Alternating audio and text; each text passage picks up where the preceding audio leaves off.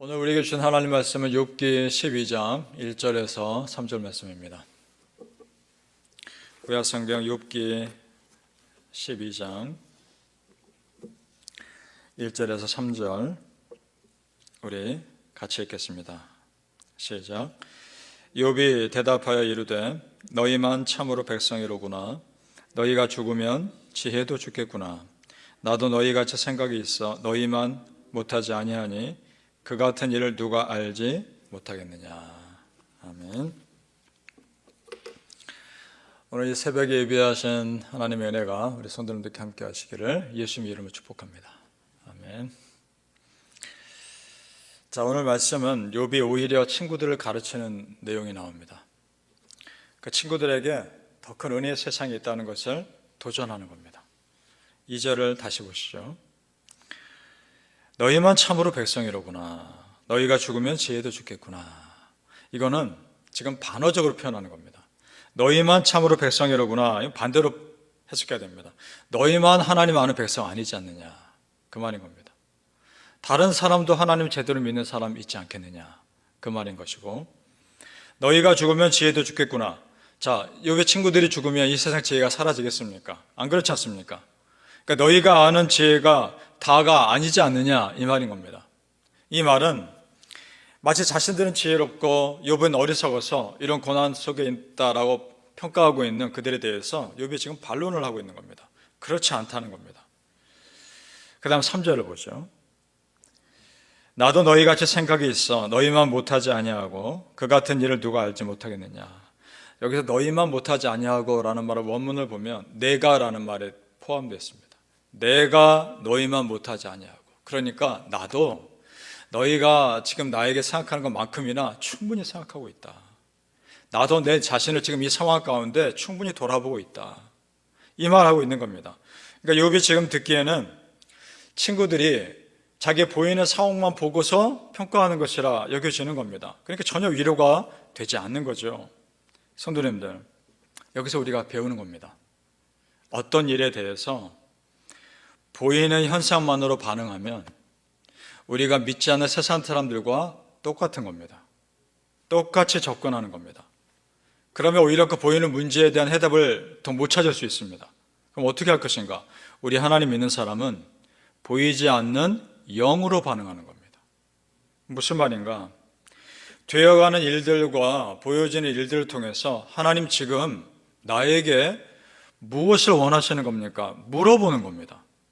그러면 또 다른 것을 볼 수 있는 눈이 열리는 겁니다. 그것이 영으로 반응하는 겁니다. 따라서 욥의 친구들도 신실한 믿음의 사람 욥이, 그렇게 우리가 잘 알고 있던 믿음의 사람 욥이 왜 이런 고난을 당하는 것인가 하나님께 물었어야 합니다. 그러면 욥에게 전혀 다른 위로의 말이 나왔을 겁니다. 여러분, 우리 크리스천은 보이는 것으로 반응하는 사람들이 아닙니다. 예를 들어 사람이 나에게 뭐라 할 때, 어떤 사람이 나를 힘들게 할 때 감정으로 그대로 반응하는 것이 아닙니다. 오히려 한 발짝 물러서서 하나님, 지금 나에게 이런 일이 왜 일어나는 겁니까? 그 사람은 왜 나에게 이렇게 하는 것입니까? 묻는 겁니다. 그러면 지금 되어가는 일이 그 사람과 나의 일이 아니라 내 믿음을 무너뜨리는 어둠의 영과 나의 영 사이의 일이라는 것을 깨닫게 됩니다.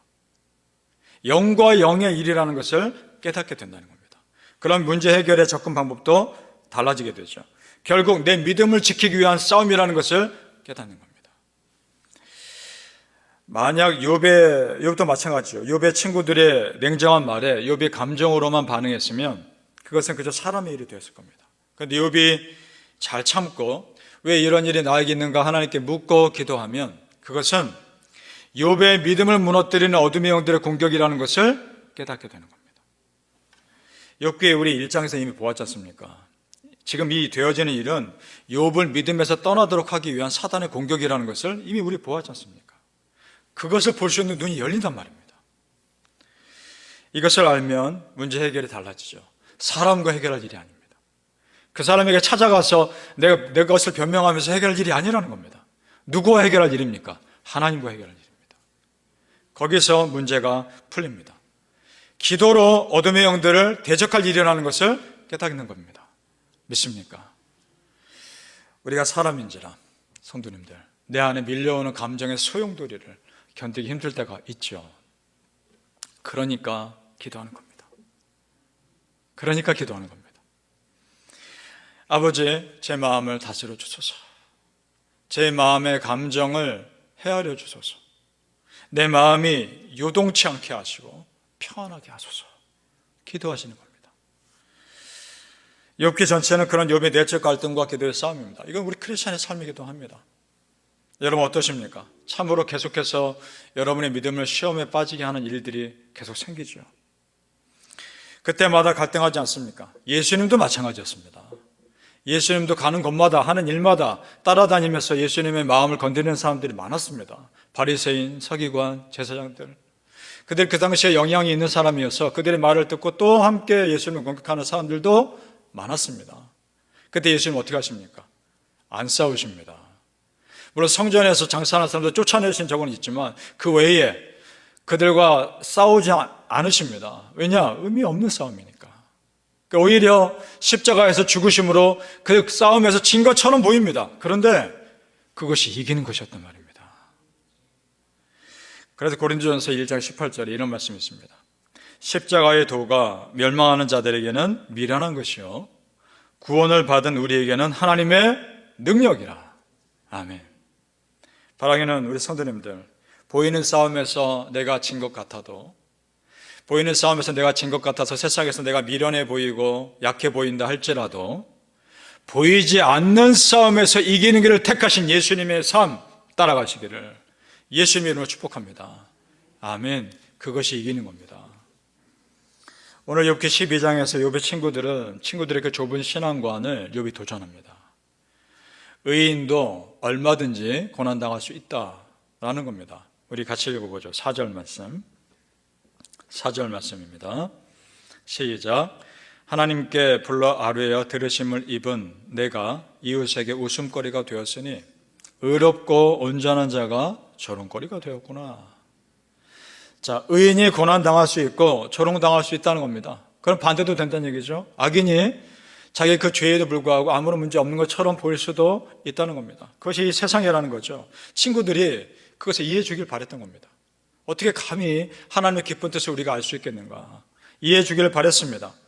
그러니까 내가 보기에 아무리 생각해도 아닌 것 같아도, 내 생각엔 아닌 것 같아도 하나님의 크신 계획 속에는 이것이 가능한 일일 수 있다는 겁니다. 거기에 우리가 엎드려야 한다는 것이죠. 따라서 우리는 그저 기도하며 하나님의 뜻을 구할 뿐입니다.